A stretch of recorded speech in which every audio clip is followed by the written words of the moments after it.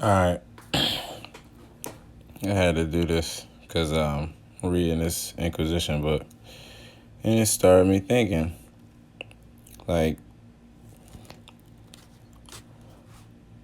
how is there even a question of like what is going on in America as to the confusion of where people think they're from and why we have a whole bunch of like Europeans telling us that we're Africans and the history of it. When something like this could go down, I mean, how? Doesn't make sense. So you got the auto de fe in Madrid, Spain from 1680. See? So after they perfected this type of stuff is where you see it happening immediately in Mexico. Because like we said, this is 1680. So that's after Europeans is already established over in so-called America, because 1682 was when Sheikh Mexican was established. So, you know, this around when they did this time, the auto de fe in Madrid, they were already in America doing deals with the so-called Indian, like Tanneman and them. So the crazy part about that is that they try to make it seem like that's not connected with this, when it's the same exact situation. They took the people who were in this land that were running the religions, running the markets, and all the merchandise and mercantile, and they subjected them into weird forms of slavery. Now, how they did it? By force and uniting. It's just like they gathered a bunch of different. And now see, this picture right here was subjective about it, because it's not showing you actually how they would really look. Imagine all them men 3 shades darker, and then you'd be a little bit more on point. We're looking at it like the people among us today, the modern Europeans, did this, but they don't. They never had any history of this. The first thing we hear about the Europeans that we live around modern day is the Black Plague, and basically them coming out of all type of disease-ridden states. Not my history, theirs. There's a book called Dirt where you could read the history of the Europeans when they came out of the Dark Ages. And so we did you ever notice we never had a Dark Age until like 1900s, like no, not 20th century, because after 1928, like in 1930, from 1930 it went dark, and we haven't been up since. But like that's crazy. If since 1930, so what about all that history of all the times before, all those centuries that was going down before that? So another crazy part about this is that people be trying to say that the mothers weren't involved and it wasn't about the mothers. Well, look at this picture. This is a picture where they're leading people to their death. You see the fezzes. Now, what's interesting about this is that they marked their fezzes and marked the garments they had on and put the ways they were going to die by torture on the fez and the apron they're wearing. This is crazy. This is real crazy. Remember when Noble Drew Ali said, "Don't mark your fezzes"? This is why. Because the mark in the fez is deeper than a Shriner wearing it, saying that he's owned by more. This is saying, this is how we're going to kill you, by the symbol that you wear. So this is a mother that they're leading, and she's about to be led to the flames or whatever. And you see, eggs. Yeah, and you see this, yeah, Sausages. Yep. And you see this guy has a lion with, when people in his mouth. So anyway, he's going to be mauled by lions. And you see these two in front holding the cross with the mother on it. Those two are old Moors, or you could call them Moranos and Moriscos. They had their heads shaved, fezzes off, and a baldy on top. So that's an actual look it's called the friar. So this is what they do. They fry your hair off or whatever, scalp you basically, and you go around looking like, in their way. But they get to wear hats and their hair out and everything, cleanly shaved. You have to wear some weird baldy. Now, if you see what's going on up here, this is them getting a ceremony to, you did good work by selling these people that we're putting the death out. So these two guys with the cups, they're getting honored for giving up these Moors. So this is crazy. Because they're actual Moors, but they sold out. So they get honored as, vestiges. So you see these two guys, and then mother and a son that sold out. So you see how that works. And then, mind you, everybody who sold out didn't survive. They killed some of the people who sold out. It wasn't just that easy. It had to be certain things. So you see this guy. I can't tell what he's about to get. Oh, that's a lion on him. Then the mother got the fire. And you see up here, all the people burning on a cross, basically. Now, the crazy part about this is that we think that this cross means that, and it doesn't. It's crazy. This is the symbol of St. George. If you look up St. George, he's the dragon slayer. St. George, being a dragon slayer, had a symbol that was a red cross, and his cross represented the banishing of all the dragons from the four quadrants of the lands. What happened when Peter became the ruler? I can't remember what year this was in, but anyway, Peter goes on and says, well, you know what, forget that. I'm going to take that symbol of Aragon, because that was the flag of Aragon, the red cross on a white canton, So he takes that and puts 4 Moors' heads in the quadrants and symbolizes and says that those heads are the heads of the devil. So then in all amongst the lands, everywhere in the lands, the symbol of the red star, which is the red cross, which is the shield of David, or the shield of George, or the cross of George, became the symbol of the Antichrist to all the Christians. Islam, y'all. So the Antichrist symbol is the red cross that you see. Like, see this symbol right here, this cross they're holding. The red symbol of it is the flag of Aragon, but it also represents Saint George, who's the Moor who slayed the dragon. So when they take it and put the 4 Moors' heads on there, it represents them conquering the 4 quadrants of the land by subjugating the Moors.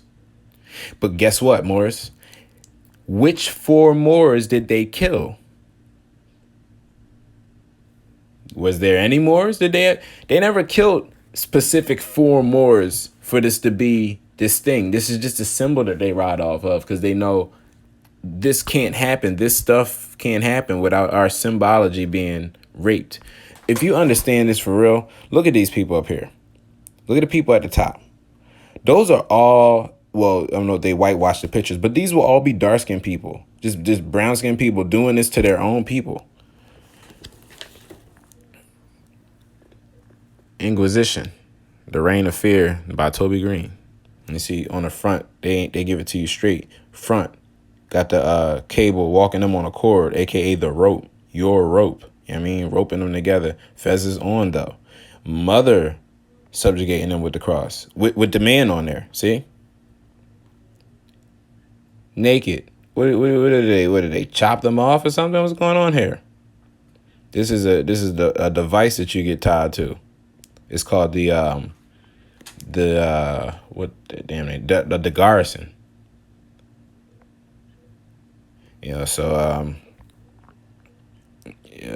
Garret. It's the garret. So this is they're getting garroted. Garroted. When you get choked to death, basically. So this is what they did to Moors that were like that was like saying that they converted, but the priest didn't believe him. Like, he's just converting to survive. They garroted you. They didn't burn you. They choked you to death. So if you see all these people, they're wearing fezzes and shit.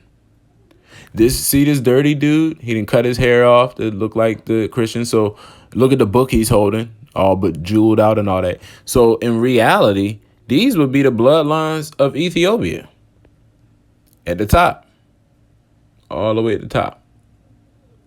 Ethiopian cross, the golden John. I know wooden stuff. Remember Constantine's mother returned the cross to them? Come down. And then you see the Moors now getting subjugated so they can overthrow the power of this cross. Because the cross means either banishing them, or if they take it and subjugate it, banishing us, because that's what the cross do. It banish people from outside of the land if they're not really from there, or if they're not on the same frequency of the land. You can get banished. The cross, think about cross out, cross over. It's the X, the big X. So anyway, now it goes deeper too, because you got the X, or the cross. My fault, I'm going faster. Got the cross, and look at this demon hanging on. This is crazy. But anyway, while they're doing their goddamn writing the laws, they got this symbol up here to remind them to subjugate the Moors. Anyway, this is really St. George's cross. It really represents banishing the demons or banishing the dragon. And when they take it and reverse the science. So now there's a secondary science to this where the X, I don't think it's in this book because I did this on researching, mind you. See, this is the first steps to an inquisition, the courts. So you don't get inquisitioned until you fall in court. These Moors wasn't standing on square. Look at heads down. They tripping. What you praying? Wrong God. You know what I'm saying? Goya's dark portraits in the Inquisition are among most famous visual representations. So this, what they're saying is this is the most on point Jones they got. So you see this Moor sitting up there, and these Moors with their heads down about to get basically tried for not being Christian. And he has to prove to him why he's not a Christian, right? Like, why are you not a Christian? Why are you los en Dios? And then he speaks, oh, me los en Dios. And he tries to plead his case. The Moor would stand up and start putting him down from the Bible, like verbatim, quoting the Bible to him of how he's wrong without even having to read it. That's what the Moor would do. That's what Moors do now. So the tortures, these torture racks torture you into being Christian, like torture you into being a Christian. He has the damn wig on, right? Torture you into honor God. So this is not no thing that we did on our own. It was forced. We talk a lot, but I don't know nobody who ready to get tortured. Making him believe it. See, he reading the book to him. Squeeze you until you believe. And who's the ones doing it? They showed the real representation. These are all just Moors. They're subjugated. You got a wig on to cover up the baldy because you shaved your head and took your fez off. But there's another side of this thing called St. Andrew. If we go into St. Andrew and you look up St. Andrew is the cross. And they say St. Andrew's cross is the X, and it's on a blue canton. St. Andrew's cross represented the Moors of the Blue House. Now follow me on this.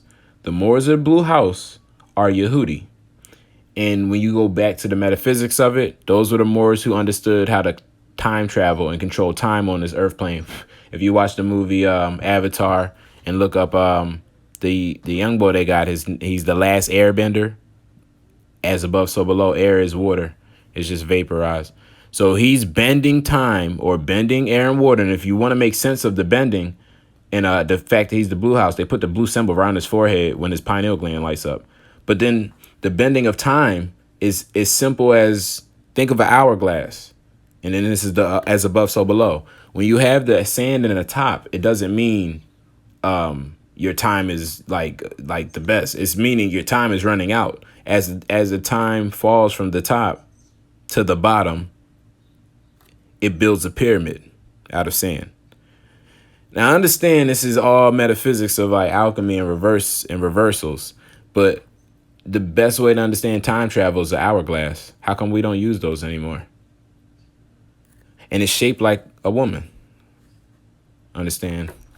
that when you go from the higher self to the lower self, you build the pyramids on the world, but it only represents where you're supposed to basically flip over and go back to the cosmos, because there's no pyramids in the cosmos.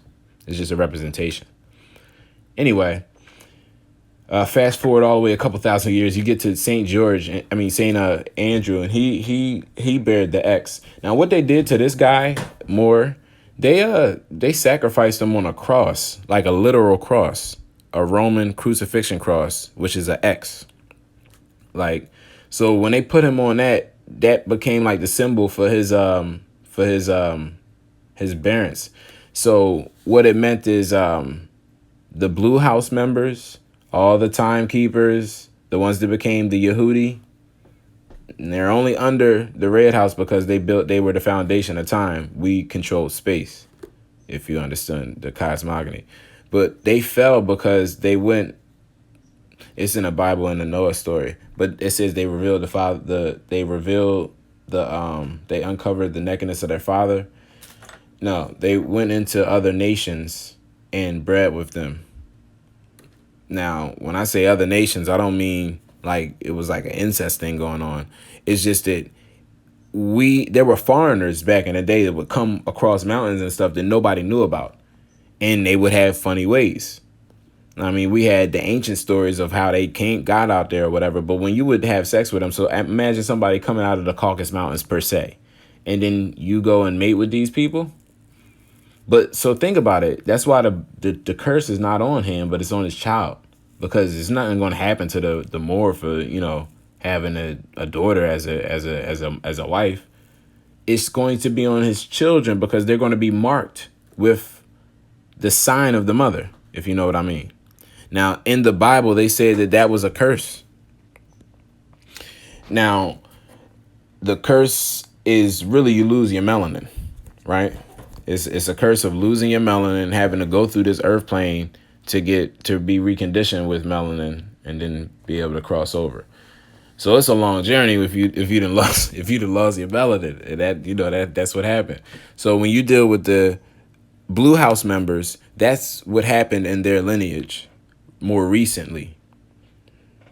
So all the Hebrew Israelite people, or the people that say they're Jews and Israelites and all that, they're the side of the Moorish family that broke off into, deficiencies because of what they were practicing based off of Allah's teachings and what they were not practicing off of Allah's teachings. So they fell. We kept the damn seed strong. That's why we the red, the blood. So when these two nations re-meet in the world again, you have the kingdom of St. George and the kingdom of St. Andrew. George is the cross, Andrew is the X. When you mix these two nations together, these two kingdoms together, you get a united kingdom. And then the flag of the United Kingdom is an X and a cross on top of each other. Now, this is way crazy because when you look at the first flags of America, see if I can pull that up. When you look at the first flags of America, they show you this thing called the colonial Massachusetts Bay. Massachusetts Colonial Bay flag from like 1664 or something like that. This flag is an all red flag with in the upper corner, the upper left hand corner. It used to have George's cross. Now I told y'all what that represented. That represented the Antichrist to the Europeans, but to us it represents, the banishing of the demons from the four corners. So that's a Moorish symbol. So you mean to tell me that the first so-called lands over here, the republic over here, before it was even a republic like that, they had an all red flag with another flag in the corner of it that represented the Moors through all out the world? When the Europeans came here, they got the X removed from the flag. So if you look the flag up, it's going to be an all red flag with a white just a white square in the upper left hand corner, because they removed the cross of George from it because they said it represented the Antichrist, but it represented the Moors. That's the craziest part. So when the Algonquins caught wind of it, they replaced not the cross, but the pine tree. They put the pine tree on there. So that's why when you see the continental jack, the flag, is the continental flag of the continent, basically the all red flag with the tree in the side, on the pine tree in the upper left hand corner on a white background. That was the Algonquins coming together with the Indians. I mean the Europeans that they was cool with, that understood the family bloodline, and put the tree up there to symbolize a new treaty to be formed, a peace and friendship treaty, where they're going to meet by the pines or the elm trees and sign the treaties. And that's what happened ever since that took place, because the Europeans was getting crazy, removing all the more symbols off of everything. So we had to make something new, like a tree, stand for this land and that land. That's why the tree of life and all that type of stuff, it ties into us. Like, it literally, the tree of life is the pine tree, because this is where you get the treaty that's going to last for lifetimes. Like, it's going to outlive you, and your children are going to be protected. Your 4 children are going to be protected. All of that.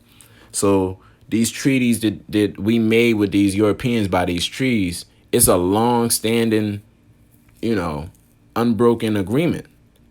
That's what the Peace and Friendship Treaty is. It's like Peace and Friendship Treaty is derived from the Guyana-Shagwa Treaty. How when we was beefing with each other as tribes, the Kanawha that came from the Huron tribe and said, stop fighting each other and unite in confederacy. And the Iroquois Confederacy became the, I don't know, pause me for no reason. We had to be one nation or whatever.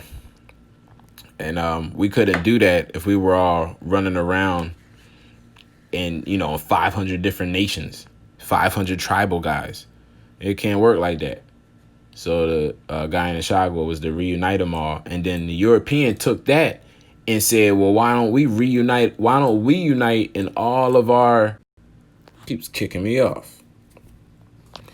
But if you notice something very fishy about the Europeans and the independence, the Declaration of Independence, you're dealing with 1660 or 1776, where they said they got their independence.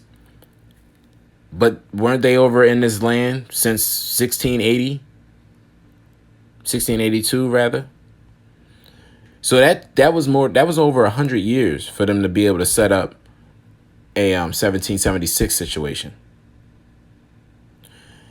So that's not put into perspective.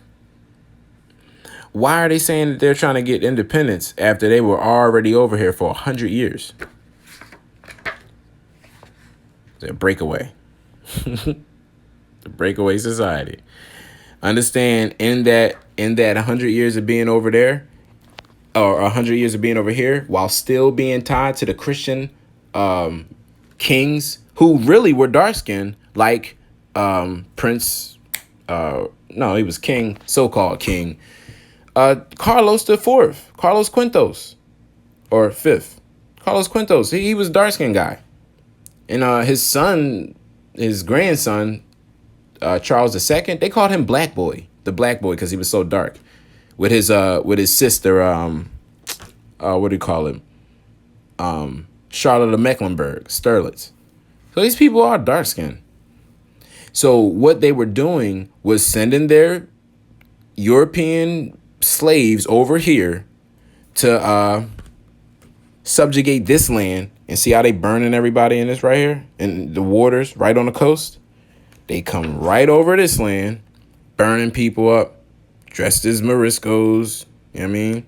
Doing the same shit. The Inquisition in New Spain, Mexico, see? The first trials led under Inquisitional authority outside of Europe occurred in Mexico City. 1528. Now, if Hernan Cortez came over here in 1521, understand, it took 7 years for them to start this crap. Understand. This is why you have to look up lands like Veritas. Veritas, right? Veritas means the will of peace. You know what I mean? So what was the peace about? Because when the Europeans explain it, they like, oh, we had to come over there and go to war with them. After they quelled the wars out, they call it the land of peace or the will of peace or whatever. Veritas. Understand that Veritas, Haiti, Dominica, Mexico, it wasn't just like something where they came over here and did all this. These are people that believed that Hernan Cortez was Quetzalcoatl. We beat their asses. You know how bad we beat their asses? We beat their asses so bad that in 1865, the whole nation had to come against us in the South because of how we didn't want to let go of the slaves and how the slave people who bought their freedom that didn't look like us started taking on our ways. You know, the worst slave masters got their understanding from a dark-skinned man. Come on now. Anthony Johnson and all them. These are so-called African people that learn how to slave people from a Moor. And when he started slaving, it's like no tomorrow. He's like the worst slave master ever. Like he's whipping people to death and all that shit. So it's like those type of people get like they taught Calvin Candy how to slave. Let's say it like that.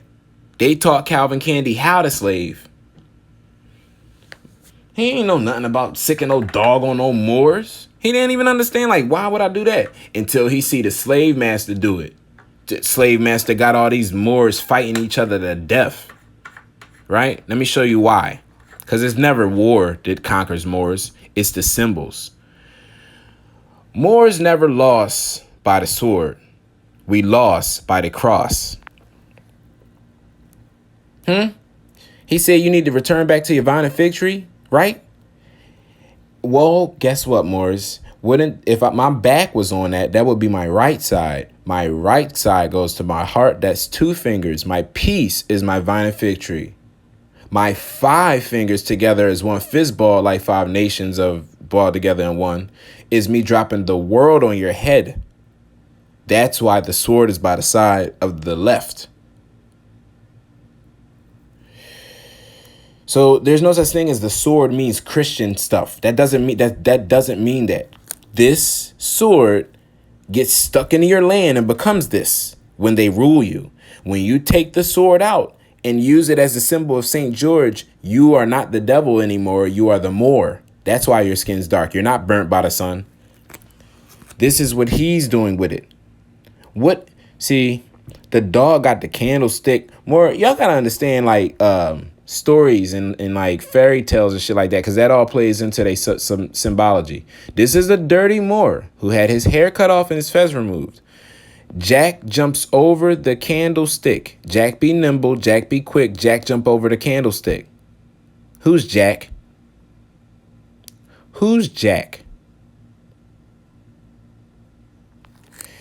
Say what's Jack's full name? How do you say Jack without abbreviating it? Jacob. He got the candle in his mouth. But so that's where it comes in with the Jack be nimble, Jack be quick, Jack jump over the candlestick. So who's Jack? Jack is Jacob or Yakub.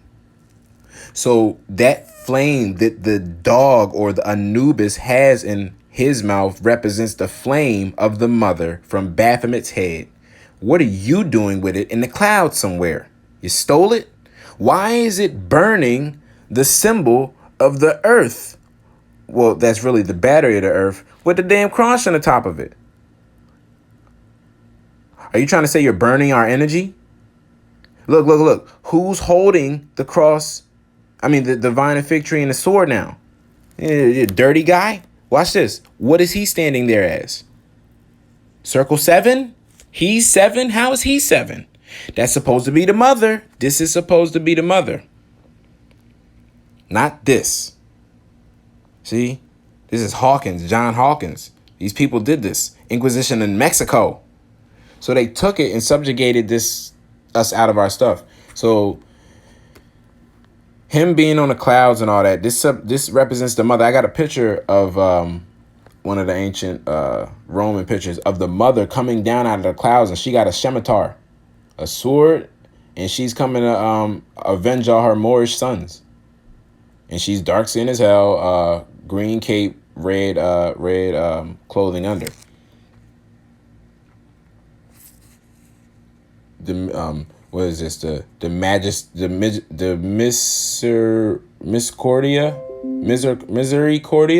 Misericordia at justice. So I'm looking at him like the magistrator. This is what this guy is trying to say he's doing. It's crazy. It's crazy, Morris. So this is Portuguese tribunals, crypto Hindus. Morris, do y'all understand what we even got in trouble for? 16th century map of Goa. Understand too, Goa. When you put Mulan Goa, Mulanpi Goa is the Maghreb. The Kool-Aid. Yep. They skipped it. Cause people don't really get it. Well, here comes some Kool-Aid here.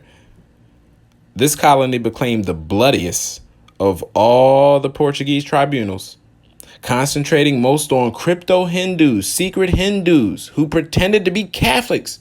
This don't have nothing to do with no damn Moors. This is all about the Hindus. That's why Noble Drew Ali had to bring it to us the way he had to bring it. Because to have the Moor, Moor, North African concept without having the crypto Hindu, aka Hindustani, Sindustani, Mughrebi, into the Mauryan Gupta, Chandragupta, who would be an Ali, leads us into the Maharaja. The Maharaja. Al-Maharaja. Watch this, Morris. Al-Maharaja is the Al-Maghribi Al-Aqsa. Maharaja is Maghribi Al-Aqsa. So when the Hindustan say they learn us in second grade, it ain't just they learn us. They learn that we rule the Maharaja. So when you say Maharaja to them and you like, oh, Maharaja, they looking at you like you just said world estate.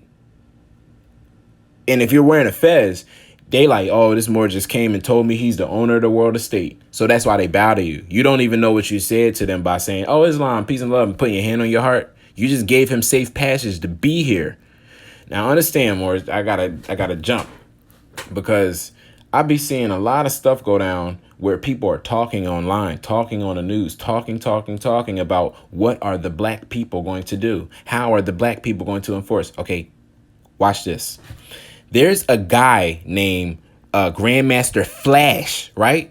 What did Noble Drew Ali say not to do with your cards? He said don't flash it to the Europeans. So if his name is Grandmaster Flash and he has guns, but he used to work for politics, and then if you go watch a video, this guy has a fake DJ turntable, it's invisible.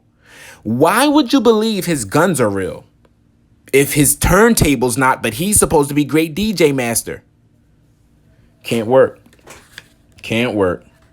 So that guy is getting everybody to believe that it's a silly way that we're going to handle this. When I would look at it as the smartest way, the most appropriate way would be Moors, Islam to Jamal, would be to handle this thing in the way we got to handle in our own private effects. Meaning, if I go to court, it shouldn't be nobody but Moors there for me. And I should have my own muftis on point for if like they don't want to bring justice or whatever. Like my mindset is going to this, what's that girl name? I can't remember because there's so many different people. The girl that happened right after George. And it was like, justice for Tamika. And I'm like, okay, they're like, all these a couple months and nobody brought the justice. And I'm like, has the family sued? Has the family pulled cop records and sued? So what do you want? What do you want to happen? Just like a law to come and just throw the European in front of your step for you? You got to do something. And I would say, shoot, if we did do it, right, get this European board to court, I need every single Moor out there strapped outside the courthouse, strapped for we're in silent. We're silent. You know, we have a right to remain silent and a right to bear our arms. They're going to be the muftis outside of the damn courthouse, just chilling, not on the steps, just chilling, probably adjacent somewhere away from it, so it can't even look like nothing. If they don't book that European, it's going down. That's what that means. That's what the Moors are going to have to be out there for, mufti it all up out front of the courthouse. Because if that European gets off, we go in. You think they would? You think they would let off people after that? You think they would be letting off cops after that? No. And that's the thing, mother, with big productions. The productions are all damn castigated by the Jewish mafia and all the mafias. Now, the thing about the mafias, because I see her went last night. It was crazy. But I looked up the mafias. The mafias, you wouldn't believe it. You wouldn't believe it. The mafia is connecting to fallen Moorish families. Unione Corse. I gotta show y'all this. So look, Unione Corse, right, is a Corsican mafia criminal organization operating primarily out of Corsica and Marseille, France. So we got the French speakers now. So you mean to tell me, look, the symbol of the Unione Corse is the same as the symbol of Corsica, the Moor, or the head, the picture. See, this is crazy. So you mean to tell me that the damn gangs are goddamn Moors? Well, not Moors. They're Italian or whatever you want to be. But they're jacking the symbol from Moors. They're jacking the energy from us. See, that's what I'm telling y'all. Look at what they did. French connection in the heroin trade. French heroin. Oh, that's why. Now watch this, Morris. It's right in front of you. You see it? Drug trade in Southeast Asia. Do you know that our bloodline goes to Southeast Asia, not Africa? It goes to Southeast Asia first. Not Africa. Now, they took the people. Look, they took Union Corse people, these dirty-ass French people, probably half-breeds, stated involved in the drug trade in Southeast Asia, 1930s, in the 40s. Heavily involved in 54. More, understand, they were bringing the heroin from Asia and then putting it in Harlem and shit. So from Harlem, you get hoodlum and you get zoot suits after Drew Ali. Do you see? Not the 20s, the 30s. This shit is crazy to me. Now watch this. I'm not even start yet. Look, this is one criminal organization. Let me see if the allies. Look at the allies. Who are they? Camorra. American Mafia. That's just the Italians in the what do you call it? Italians. Cosa Nostra, and also the Israel, the Israeli or the Jewish mafia, Sicilian mafia, Cosa Nostra, and then these people, Camorra. These are the leaders. Italian mob. These are the leaders of it. The Camorra. Why is their name Camorra? We won't even get it. The mozzarella. You still making the eggs and sausages? Yep. I'm gonna finish this video real quick. So, Mozzarella clan is a Neapolitan Camorra clan operating in the city of Naples. This clan considered to be the most powerful groups of the Camorra. See, the Camorra is the top of all the Italian gangs or the Italian mafia. Secret society. So you mean to tell me that as well as them being gangs and all this stuff, right? The stuff. It's like they're also the secret societies too. Characteristics examples. Wachovia Bank. They had them safety deposit box, jointly held. So these people open trust ups in the banks. Why would the bank let them do it if they're a criminal organization? Bureau of Narcotics believe these funds represent proceeds from the sales of narcotics in the United States by the Ranieri. So why are we in drug? Well, not we. Why are black people in drugs for the drug crimes, right? If these are the people bringing it over here. Bank gang is what? Yeah, more Islam. Its conclusion notice to appear before federal grand jury, right? Proceeds. So we see how they handle these people. Swiss acquaintances and temporary possessions of the money prior to Ranieri's entry to U.S. The grounds of the Code of Business Ethics, desire not to violate confidential relationships. Ranieri declined to rely on the Fifth Amendment. Huh? He declined? That's definitely, well, then you're definitely into some illegal stuff if you got off and you decline to use the damn Constitution. Wow. So, all right, now look, these gangs, you know, who is it? Who was I? Okay, Sicilian Mafia, Cosa Nostra. Oh no, here we go, right here. Mafia. I'm looking for the okay, the Drangheta, extortion, money laundering. These are the people right now that Trump is battling with. Them. Extortion and money laundering. Nobody realized why he did that video in front of the damn laundromat. The laundry boxes. The washing machine boxes. And what he said.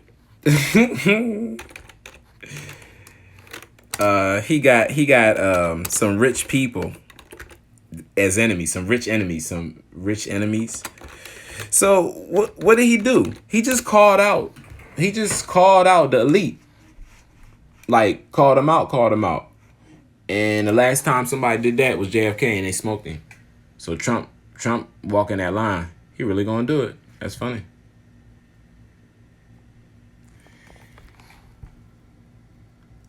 Yeah, don't want to show me nothing.